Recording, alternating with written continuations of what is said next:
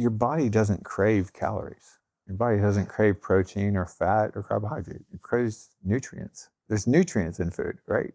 There's, all of the vitamins you've ever heard of, all of the micronutrients that you've heard of, right?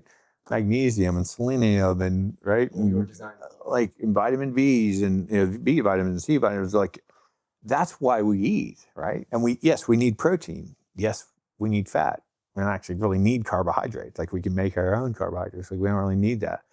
But all your body's looking for is nutrients. And so if you eat food that doesn't have a lot of nutrient density in it, like fast food, the calories don't matter to your body. So it's like, I'm getting 300 calories worth of nutrients, right? I'm getting this much magnesium, that much sodium, that much chloride, that much, or whatever. Like I'm, right? As far as what my body needs, I'm getting 300 calories worth of nutrients. But I ate 3,000 calories. Your body has no way of measuring that. There's no way of measuring that. Like your body's like, no, I got 300 calories worth of nutrients. It was just buried in 3,000 calories because 2,700 calories were junk. It was completely useless, things that my body doesn't use. And so it's like, calories are not the thing to count. Nutrients are the thing to count. It's like, how do I get enough protein? How do I get enough fat? How do I make sure I get enough micronutrients and fiber and all this? And like, how do I do that? Eat food. Do you need calories though? Like, I wouldn't say junk food, but do you see calories to burn it off? Well, yeah. So what we really mean when we say, so calorie is a chemical calculation, right? So calorie means, I think it's raising one milliliter or one cubic millimeter of water 1 degree Celsius. That's what it means. So it's a measure of energy. So protein has so many calories per gram, right? Meaning if I use that, if I literally caught that protein on fire and used it to warm water, like this much protein would have that much calories to be able to raise that much water at that temperature. That's all it is. It's a unit of measurement. So fat has more calories than protein, and protein has 4 calories per gram, and fat has 9 calories per gram, and carbohydrates has 4 calories per gram.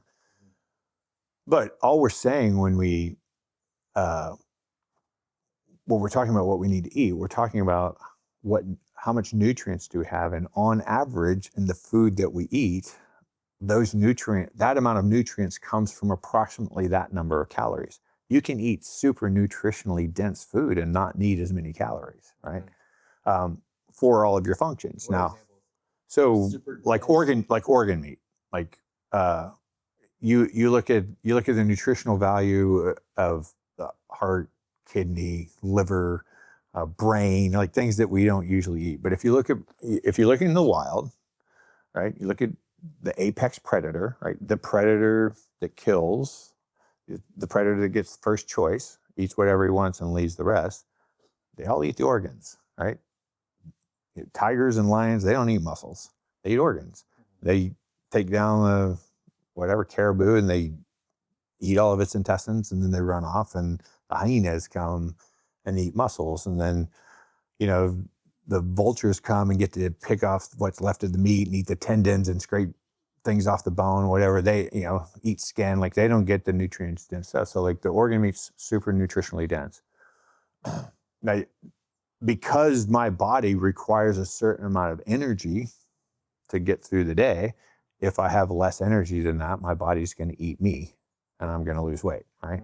So that's where the calorie requirement comes from, but that's not the same every day, right? That's not the same because I don't do the same things every day. My body temperature is not the same. I'm not as active, right? So, calories are an approximation. However, we can't say exactly how much magnesium do you need and how much chloride do you need and how much selenium do you need. Like we have USRDAs that like we've kind of measured, and they're just kind of approximations. But the point of it is that if you eat the most nutritionally dense food that you can possibly eat, you would eat fewer calories and you would maintain your weight and you would be healthy. You can't be any healthier than the food you eat, right? You can't eat McDonald's and be healthy because there's no nutrients in it, right? So you eat food that has no nutritional value. It's enough calories to keep you alive. You don't necessarily lose weight. You probably gain weight, but your body can't do the functions that it needs to do, right? Those nutrients are there for a reason. Like they're going in and out of cells. They're changing what the cell does. They're changing where the fluid goes in your body. They're constituent pieces of the proteins that your cells need to make for you to make new cells and for you to, make new red blood cells. Like all this, like everything in your body is like about a protein production, and hormones dictate how much protein synthesis your cells do, right? That's kind of what anabolic means. Anabolic hormones go into a cell and they cause that cell to make more proteins, whatever that cell does. Liver cells make different proteins than kidney cells or bone cells or muscle cells or brain cells. But so just eating protein doesn't necessarily help me, right? Because like my body's going to break that down into amino acids, and some of my cells are going to need that, and I'm going to saturate. I don't have any real way to store amino acids other than to form proteins. And if I'm not going to form any more proteins, if my hormone levels, all my cell functionings have been met, any excess amino acids I have, they're just going to go away. Like my body's just going to flush them because they don't have any use for them, right?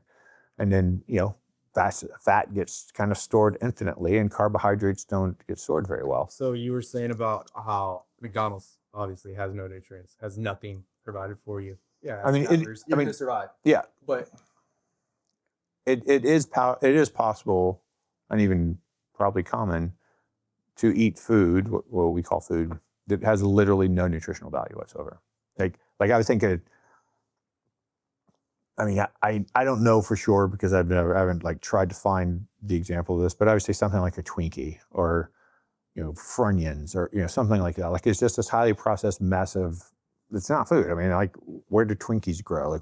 Like there's no place, like a Twinkie is a chemical mixture. It's a chemical compound. Funyuns are, there's a chemical compound. Like I don't think there's actually any onion thing in there. Like I think that's just like a chemical compound. It's like something that kind of looks like onions.